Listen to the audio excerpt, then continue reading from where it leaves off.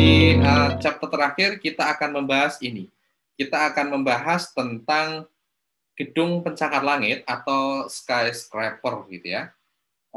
Bahwa skyscraper itu kadang-kadang tidak efisien. Artinya perlombaan menjadi gedung tertinggi itu ternyata kadangkala itu tidak efisien.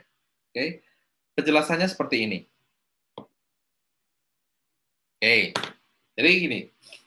Bayangkan sebuah developer yang mau membangun gedung gitu ya, kontraktor gitu ya, konstruksi. Dia mau membangun gedung, saat ada keputusan untuk menambah satu gedung lebih tinggi, maka yang perlu dipertimbangkan adalah apakah dengan meninggikan satu lantai, tambahan benefitnya itu lebih besar daripada tambahan cost-nya. Kalau iya, bertambahlah satu gedung. Kalau enggak, ya ngapain gitu ya? Ternyata cost-nya lebih besar daripada manfaat yang diperoleh. Oke, jadi keputusannya adalah akan menambah satu gedung lebih tinggi ya, dari lantai 20 ke 21 misalnya, atau lantai 24 ke 25 misalnya. Jika sekali lagi marginal benefit-nya itu lebih besar daripada marginal cost. Nah, marginal benefit itu apa? Marginal benefit ini adalah tambahan pendapatan akibat menambah satu lantai. Oke, kita anggaplah uang sewa. Gitu ya. Karakteristiknya apa? Karakteristiknya adalah semakin tinggi gedung, uang sewanya yang akan diterima itu akan semakin kecil. Karena apa? Karena misalnya alasannya adalah yang satu, butuh waktu yang lama untuk naik ke atas. Yang kedua, ada spot yang harus kepotong untuk elevator misalnya. Jadi yang disewakan luasnya lebih kecil. Oke, jadi sekali lagi, marginal benefit-nya itu semakin lama, itu akan semakin kecil. Sebaliknya, marginal cost-nya semakin lama akan semakin tinggi. Membangun satu gedung lebih tinggi, semakin tinggi, itu cost-nya akan semakin besar. Karena apa? Karena teknologi untuk membangun gedung tinggi itu sangat mahal. Ya. Karena apa? Karena lebih kompleks gitu ya, perlu lift,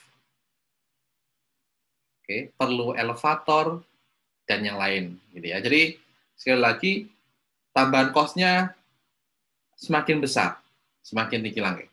Jadi ada dua sifat ini, marginal benefit lama semakin tinggi lantai semakin murah, semakin kecil. Kalau marginal cost-nya semakin lama semakin naik. Kalau gambarannya seperti ini. Kalau marginal cost, sekali lagi lihat, semakin tinggi lantai, marginal cost-nya naik. Sedangkan marginal benefit-nya semakin tinggi lantai, semakin kecil.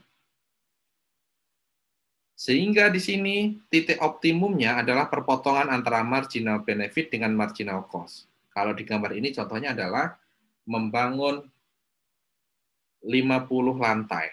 Ini yang paling optimal, karena profitnya pasti akan besar.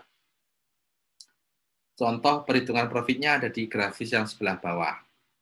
Saat membangun 50 lantai, dia profitnya 900. Saat menambah jadi 80 lantai, misalnya, profitnya tinggal 700. Akibat apa? Akibat marginal cost yang lebih besar daripada marginal benefit. Kalau membangun 95 lantai, tinggal 550 gitu ya. Intinya, sekali lagi, maksimalnya adalah saat 50 lantai. Nah, kalau begitu, tetapi ada sifat lain nih. Ada sifat lain. Sifat lainnya itu apa? Sifat lainnya adalah saat suatu gedung itu menjadi gedung tertinggi di suatu wilayah atau di suatu kota, ya, atau di sebuah negara, gitu ya, misalnya, gitu ya. Maka dia akan memperoleh tambahan profit. Akan memperoleh tambahan keuntungan. Karena apa? Karena adanya gengsi gitu ya, prestisius gitu ya. Suatu pride, gengsi, prestisius gitu ya. Sehingga sewanya akan menjadi lebih mahal gitu ya kalau sampai menjadi gedung tertinggi. Oke, kalau di contoh ini misalnya adalah contohnya adalah kalau menjadi gedung tertinggi ada tambahan 200 nih. Ada tambahan 200. Jadi profit yang ada di sini ditambah dengan 200 asalkan dia menjadi gedung tertinggi. Nah, sekarang kita lihat dari misalnya ada satu developer gitu ya, developer satu. Di kota itu belum ada gedung bertingkat. Oke. Maka mungkin kalau dilihat dari sini ya, dari grafis ini, sebaiknya dia membangun 50 lantai karena profitnya 900. Oke, jadi kalau dia membangun 50 lantai, profitnya itu adalah 900. Oke. Namun mungkin akan muncul gedung baru yang kedua gitu ya, developer kedua. Dia akan membangun 51 lantai. Profitnya berapa? Mungkin kalau 51 lebih tinggi lebih kecil sedikit lah, mungkin sekitar 890-an lah, lebih rendah. Tetapi dia akan menjadi gedung tertinggi di tempat itu. Ada tambahan 200. Oke. 1090. Jadi ini bukan suatu nas equilibrium gitu ya. Karena apa? Karena akan muncul developer yang ketiga lagi gitu ya. Dia akan membangun 52 lantai. Oke, profitnya berapa? Mungkin kalau 52 di sini misalnya gitu ya, sekitar 880 misalnya 880 lebih rendah, tapi dia akan memperoleh 200. 1080 dan ini akan hilang. Oke. Karena tidak menjadi gedung tertinggi lagi. Oke, itulah. Dan seterusnya akan direspons seterusnya dan direspons seterusnya. Sehingga ya, sehingga nas equilibriumnya bukan 50 pertama kali kalau dia masuk ke dalam pasar. Kalau dia masuk ke dalam sistem seperti ini, gedung yang akan dia bangun bukan 50 tetapi 80. Jadi developer pertama akan membangun 80 gitu ya.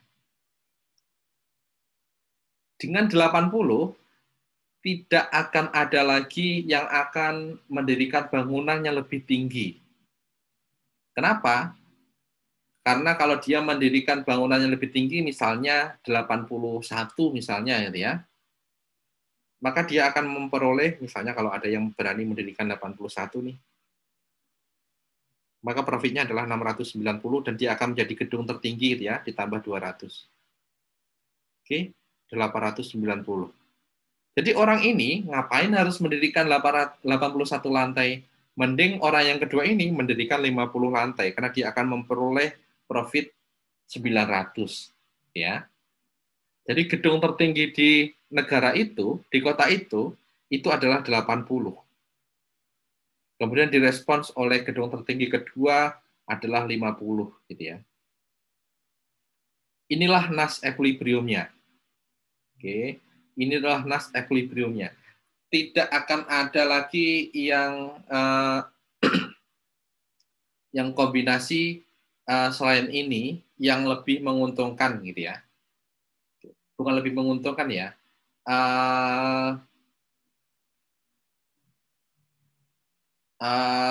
Yang sifatnya ya yang lebih menguntungkan. Tidak ada lagi, ini sudah nas gitu ya, sudah equilibriumnya sudah nas. Tetapi apakah nas equilibrium ini efisien? Kalau kita lihat dari sisi profit itu tidak efisien.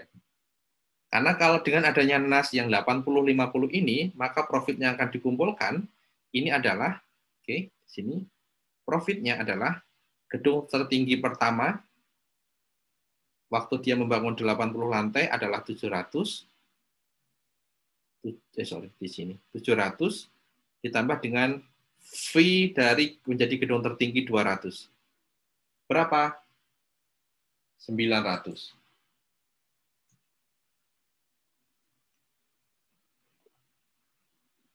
Oke, 900. Kalau gedung tertinggi kedua berapa? Dia akan membangun 50 lantai, 900. Totalnya adalah 1.800. Oke, ini adalah profit dari NAS equilibrium. Tetapi ini tidak efisien karena ada yang lebih, profitnya lebih tinggi. Yaitu misalnya nih, orang yang satu membangun 50, yang satu membangun 51. Ini total profitnya akan lebih tinggi. Oke. Yang bangun 50, dia profitnya adalah 900. Yang bangun 51 adalah profitnya kurang dari 900, misalnya 890, tetapi dia akan menjadi gedung tertinggi 200, totalnya adalah 1090. Kalau kita total, ini adalah 1990 gitu ya, atau hampir 2000 ya. Kalau kita bandingkan dengan NAS tadi, NAS lebih sedikit. Jadi ini tidak efisien sebenarnya. Cuman ini menjadi NAS equilibrium. Oke. Jadi NAS-nya adalah gedung tertingginya 80, dan gedung tertinggi keduanya itu adalah 50. Oke, seperti itu. Oke, silakan kalau ada pertanyaan terkait dengan gedung pencakar langit ini, yang bagian mana yang belum dipahami nanti saya ulang.